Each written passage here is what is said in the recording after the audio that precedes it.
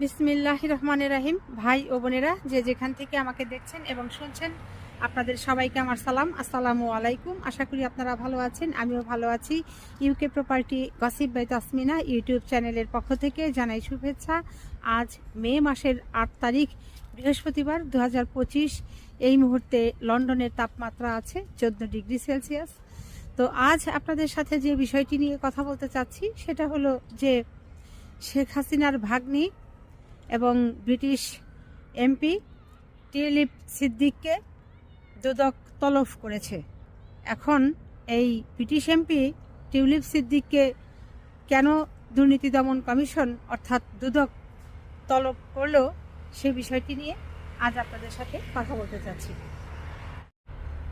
আপনারা জানেন যে গত 5ই আগস্ট 2024 শেখ হাসিনা ছাত্র হত্যা করে বাংলাদেশ থেকে পালিয়ে চলে যাবার পর এক এক করে এই শেখ পরিবারের কার কি আছে দুর্নীতি সেগুলো খুঁজে বের করা হচ্ছে। তো সেই ধারাবাহিকতায় যেটি পাওয়া গেছে যে এই ব্রিটিশ এমপি টিউলিপ সিদ্দিকের একটি ফ্ল্যাট কেলেঙ্কারি পাওয়া গেছে, অনেকগুলোই পাওয়া গেছে। তো এখন যে বিষয়টি নিয়ে যে কথা বলবো সেটি একটি ফ্ল্যাট কেলেঙ্কারি।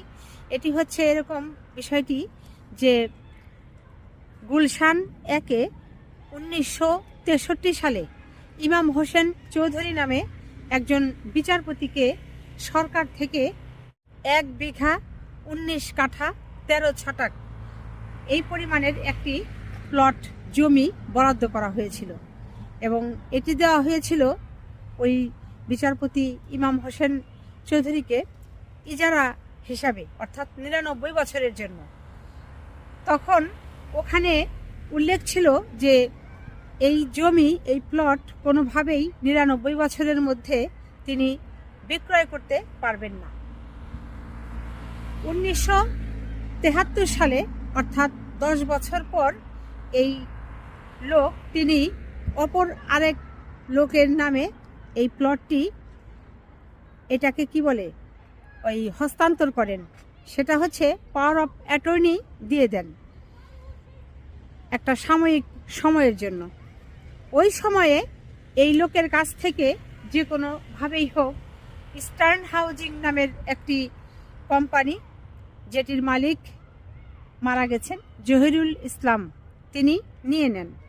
তিনি নিয়ে নেবার পর এখানে ভবন তৈরির কাজ শুরু করেন এবং ভবন তৈরি কাজ হতে না হতেই তিনি মারা যান। মারা যাবার পর তার ছেলেদের ভেতরে এই জহিরুল ইসলাম সাহেবের যা সম্পত্তি আছে এগুলো ভাগ বাটোয়ারা নিয়ে তার সন্তানদের মধ্যে, ছেলেদের মধ্যে বিবাদের সৃষ্টি হয়। তখন এই এক ফাঁকে এই টিউলিপ সিদ্দিক ইস্টার্ন হাউজিংয়ের ভিতরে ঢুকে পড়ে রাজুকের কিছু অসৎ কর্মকর্তাদের সাথে তিনি যোগসাজশ করে যেটি করেন, এই ইস্টার্ন হাউজিংয়ের এই জমির ভিতরে 36টি ফ্ল্যাট তৈরি করে এগুলো কয়েক হাজার কোটি টাকাতে বিক্রিও হয়ে যায় এবং তখন এই ইস্টার্ন হাউজিং খুশি হয়ে বিনে পয়সায় এই টিউলিপ সিদ্দিককে একটি ফ্ল্যাট দিয়ে দেন। তার মানে ব্রিটিশ এমপি টিউলিপ সিদ্দিক বিনা অর্থে, বিনা পয়সায়, মোটামুটি বলা চলে যে দালালি করেই হোক কিংবা একটি অবৈধ কাজকে স্বীকৃতি দিয়েই হোক, কাজটি করে তিনি একটি ফ্ল্যাট বাগিয়ে নেন। ঢাকার এই নামি দামি এলাকা হচ্ছে গুলশান 1, এই নামি দামি এলাকায় একটি বিলাসবহুল ফ্ল্যাটের তিনি বিনে পয়সায় ইস্টার্ন হাউজিংয়ের কাছ থেকে বাগিয়ে নেন, মালিক হয়ে যান। এরপর এই সরকার পতনের পর এই জিনিসগুলো এক এক করে বের হয়ে আসে। তারপর তার নামে মামলা করা হয়, আর মামলাটি করে হচ্ছে দুদক।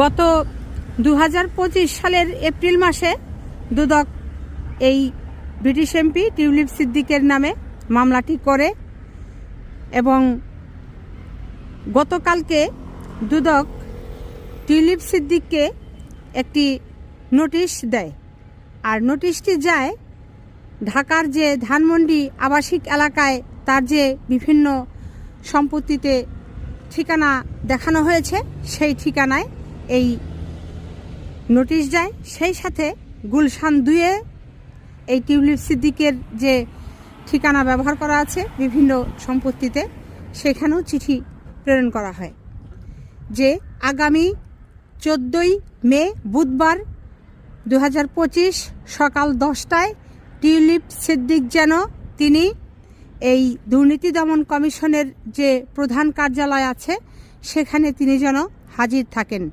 এবং হাজির থেকে তিনি যেন স্টেটমেন্ট দেন, অর্থাৎ তিনি যেন বলেন এই তার বিরুদ্ধে আনিত যে অভিযোগ আছে এই অভিযোগ সম্পর্কে তার যদি কিছু বলার থাকে তাহলে তিনি বলবেন। এখন টিউলিপ সিদ্দিক দেখা যাক যে এই 14ই মে 2025-এ বুধবার দিন সকালে দুদকের প্রধান কার্যালয়ে উপস্থিত থাকেন কি না থাকেন, না কোনো প্রতিনিধি উকিল পাঠান, এবং এটার উপরে আবার ভিত্তি করে দেখা যাবে যে তার বিরুদ্ধেও এই মামলাতেও গ্রেপ্তারি পরোয়ানা জারি হতে পারে। আসলে ভাই বোনেরা, এই টিউলিপ সিদ্দিকের নামে বাংলাদেশে একের পর এক এইরকম দুর্নীতির কথা বের হয়ে আসছে। তো যতই দুর্নীতির কথা বের হচ্ছে এর মধ্যে অধিকাংশই হচ্ছে এই বাড়িঘর, প্রপার্টি, প্লট, সম্পত্তি এগুলো। আবার এই যুক্তরাজ্যেও কিন্তু আপনারা দেখেছেন কিংবা পত্রপত্রিকাতে দেখেছেন, বিভিন্ন খবরে শুনেছেন যে এই টিউলিপ সিদ্দিক লন্ডনেও কিন্তু এই ফ্ল্যাট, বাড়িঘর এই সমস্ত ঝামেলা নিয়ে বেশ নাকানি চুবানির মধ্যে ছিলেন, এখনও আছেন, কাটিয়ে উঠতে পারেননি, যে কারণে কিন্তু তার মন্ত্রিত্বও চলে গেছে। কত সম্পদ লাগে একটা মানুষের বলেন তো জীবন যাপন করতে হলে। এই যে একের পর এক সম্পদ তারা করেছে, কিন্তু সেটি যদি হতো যে নিজের অর্জিত অর্থ দিয়ে এই সম্পদগুলো বৈধভাবে এই টিউলিপ সিদ্দিক তিনি করেছেন তাহলে কথা ছিল, কিন্তু তার যে সম্পদ যুক্তরাজ্য থেকে শুরু করে বাংলাদেশ পর্যন্ত যা যা পাওয়া যাচ্ছে সবই শুধু দেখা যাচ্ছে তিনি এই উপহার হিসাবে পেয়েছেন।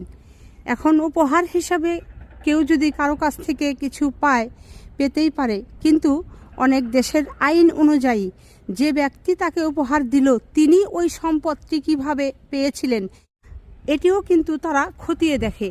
তো সেই সিস্টেমের ভিতরেই আসলে এখন এই টিউলিপ সিদ্দিক পড়ে গেছেন, যে কারণেই তিনি এখন পদে পদে এই যে গিফট পেয়েছেন, বাড়িঘর, ফ্ল্যাট, সম্পত্তি, প্লট, কে তাকে গিফট দিল, তার কি আয়, কি কারণে সে গিফট দিল, এগুলো এখন এক এক করে খতিয়ে দেখা হচ্ছে। আর তখনই তিনি এই জালে আটকা পড়ে গেছেন।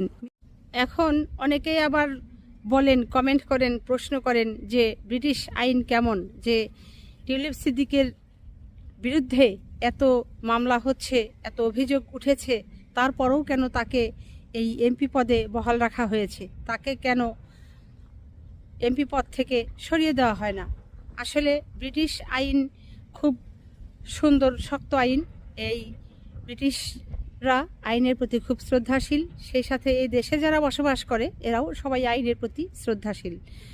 তো ব্রিটিশ এমপি এই টিউলিপ সিদ্দিকের বিরুদ্ধে যে অভিযোগগুলো উঠেছে, তার বিভিন্ন দুর্নীতির যে অভিযোগগুলো উঠেছে, মামলা হয়েছে, বাংলাদেশ সরকার এখন সেই অভিযোগগুলো, সেই মামলাগুলো এক এক করে কাগজপত্র, প্রয়োজনীয় কাগজপত্র যা আছে নিশ্চয়ই ব্রিটিশ সরকারকে প্রেরণ করবে। ব্রিটিশ সরকার সেগুলো দেখবে, যাচাই বাছাই করবে সেগুলোর সত্যতা আছে কিনা।